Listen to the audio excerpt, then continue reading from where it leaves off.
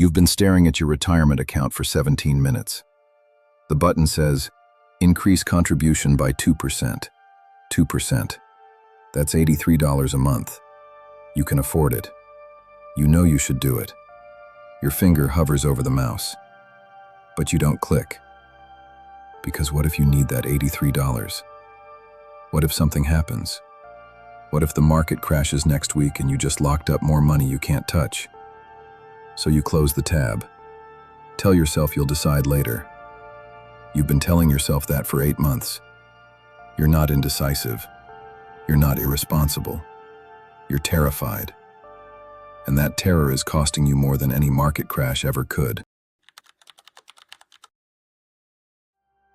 It started 3 years ago when the market had that bad week. You watched your account drop $4,200 in 5 days. You didn't lose the money. It came back 2 months later. But you felt it like a physical wound. Since then, you check your balance obsessively.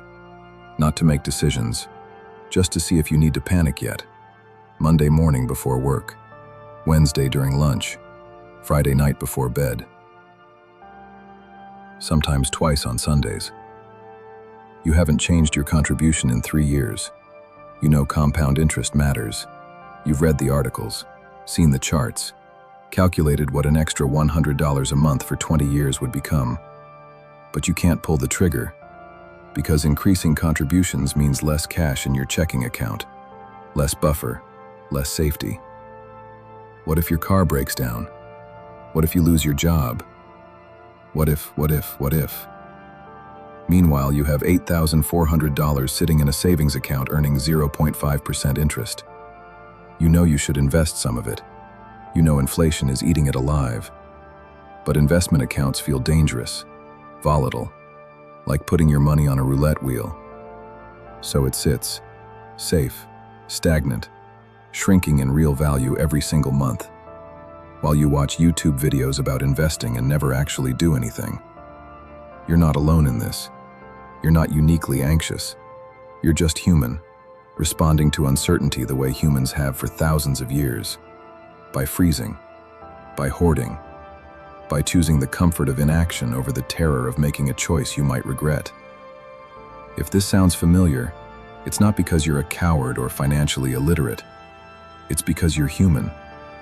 And humans are wired to avoid losses more intensely than we pursue gains. Your brain is doing exactly what it evolved to do. It's just doing it in an environment where caution feels safe, but actually guarantees failure.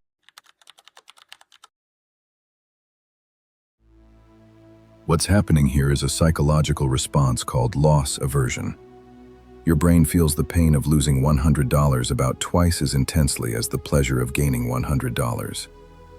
This made sense when resources were scarce, and losing your food supply meant death. But in investing, loss aversion is poison. Because markets go down. That's not a bug, that's a feature. Volatility is the price you pay for long-term growth. But your brain doesn't distinguish between temporary paper losses and actual catastrophic loss. It just sees the number go down and screams, danger. So you do what feels protective. Nothing. You keep cash in savings where you can see it, touch it, know it's safe. You avoid increasing contributions because that money might be needed for emergencies your brain is constantly inventing. You check your accounts obsessively, not because it helps, but because your brain thinks surveillance equals control. It doesn't. You can't control the market by watching it. You're just feeding your anxiety. Here's the cruelty of it. Fear doesn't just prevent action. It creates worse outcomes than the outcomes you're afraid of. You're afraid of market volatility, so you hold cash. But inflation is guaranteed volatility downward. You're losing purchasing power every year with certainty because you're afraid of losing value occasionally with uncertainty. You're afraid to increase contributions, so you miss years of compound growth. The $83 a month you didn't invest 3 years ago would be worth about $3,600 now. Your fear cost you $3,600. The market crash you were worried about never came. Or it did and recovered, like it always does. Either way, your fear cost more than the crash. And here's what happens if nothing changes. 10 years from now, you'll still have money in a savings account earning nothing. You'll still be checking your retirement balance without adjusting it. You'll still be calculating what you should have done while being too paralyzed to do it. Your fear will have cost you tens of thousands of dollars. Not because you made bad choices, because you were too afraid to make any choices at all. Here's the shift. You think fear is protecting your money, but fear isn't a defense mechanism. It's a delay mechanism. And in finance, delay is just another word for loss. The market doesn't reward caution, it rewards time. Every month you wait is a month of compound growth you never get back. You're not being careful, you're being expensive. The most dangerous financial decision isn't investing in something risky.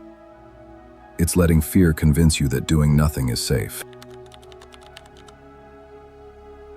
The solution isn't becoming fearless. That's impossible and, honestly, unwise.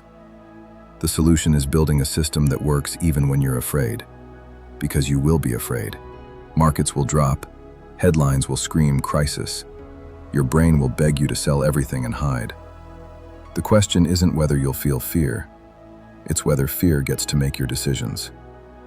First principle, automate before you're afraid. You don't increase your 401k contribution when the market looks good and you feel confident. You increase it now, today, when nothing is happening. You set up automatic transfers to investment accounts on the day your paycheck hits. Not when you have extra, not when you feel ready. Now. Because the only time you can make rational financial decisions is when nothing is at stake emotionally. The second you're afraid, you've already lost the ability to choose wisely. Automation removes choice from the fear moment. The money moves before fear wakes up. If this is making sense, consider subscribing for more insights like this. Here's what this looks like in practice. You decide once that 15% of your income goes to retirement. You set it up. Then you never touch it again. Market crashes, the contribution continues. Market soars, the contribution continues. You're afraid? Doesn't matter. The system doesn't consult your emotions. This sounds cold until you realize your emotions are not your friend in financial decisions. Your emotions want safety now. Your future needs growth over decades. Automation picks your future over your fear. Second principle, build the fear buffer separately. Your brain is checking your retirement account because it's afraid you won't have money for emergencies. That fear is legitimate, so you don't fight it. You satisfy it. You keep 3 to 6 months of expenses in a high-yield savings account. That money is your fear buffer. It exists solely to let you sleep at night. Once it's funded, you can invest aggressively with everything else, because you know the emergency money is handled. Your brain stops inventing catastrophes because you've already prepared for catastrophes. The fear buffer costs you some investment returns, but it buys you something more valuable: the ability to leave your investments alone during volatility. Third principle, make checking painful. Right now, checking your balance is easy. Too easy. You do it when you're bored, anxious, or procrastinating. Every check reinforces the fear because you're treating your long-term investments like a checking account. So you make it harder. Delete the app from your phone. Change your password to something you have to look up. Set a calendar reminder to check quarterly, not daily. You're not ignoring your money. You're protecting it from your nervous system. Because every time you check during a bad week and see losses, you're training your brain that investing is dangerous. You're creating the fear you're trying to avoid. Here's why this works where willpower fails. Fear operates on a fast, automatic system in your brain. It's not logical, it's reactive. When you see your account balance drop, fear fires before rational thought catches up. You feel panic in your chest before you remember that markets fluctuate.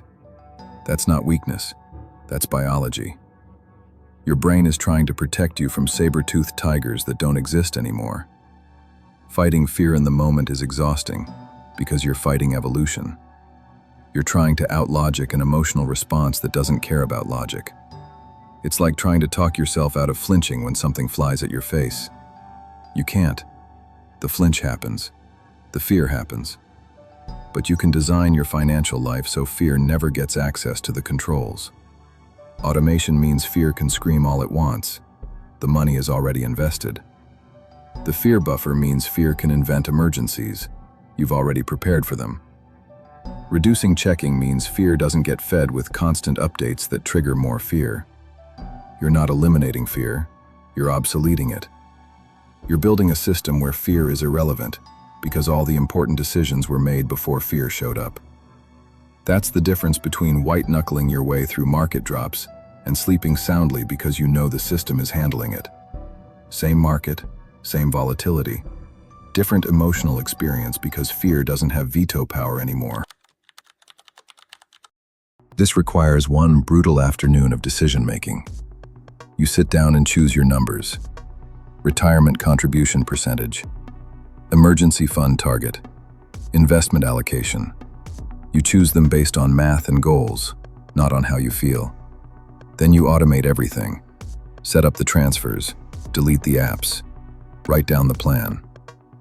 That afternoon is uncomfortable because you're making decisions while fear is screaming at you to wait, research more, be sure. But here's the truth. You'll never be sure. There will never be a perfect time when the market is guaranteed safe and you feel completely confident. That moment doesn't exist. The work isn't building confidence. The work is making decisions despite the lack of confidence. It's accepting that fear will always be there and building a system that doesn't need fear's permission to function. That's one afternoon of discomfort in exchange for decades of decisions you never have to remake. One afternoon where fear wins the battle but loses the war. In The Psychology of Money, Morgan Housel tells the story of how the greatest investment returns don't come from brilliant stock picks. They come from simply staying invested through the scary times. He writes about investors who had mediocre returns, but stayed in the market for 40 years, outperforming geniuses who panicked and sold during crashes. The money wasn't made in the calm periods. It was made by not leaving during the terrifying ones. But you can't willpower your way through terror for 40 years. Nobody can. That's why the investors who succeed aren't the fearless ones.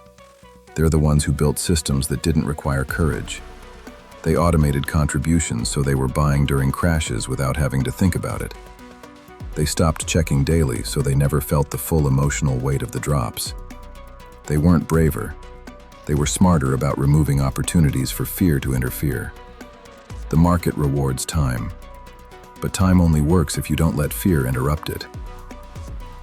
You don't have a knowledge problem. You have a fear problem disguised as a caution problem, and your brain loves that disguise because it makes inaction feel responsible. But waiting isn't wisdom. Checking constantly isn't diligence. Keeping everything in cash isn't safety. You're not protecting your money from risk. You're protecting yourself from the feeling of risk. And that feeling is costing you the future you're trying so hard to secure. Fear will always whisper that now is not the time, that you should wait until things are clearer. Things will never be clearer. The cost of waiting is compounding against you every single day. So maybe the question isn't why fear makes you terrible with money. Maybe it's why you keep letting fear pretend it's keeping you safe. Because safety isn't a full savings account you're too afraid to invest. Safety isn't checking your balance 4 times a day hoping for certainty. Safety is building a system that works whether you're afraid or not, whether the market is up or down, whether you feel ready or you don't. The money doesn't care how you feel, it only cares what you do. And right now, fear is doing everything. Maybe it's time to stop letting it.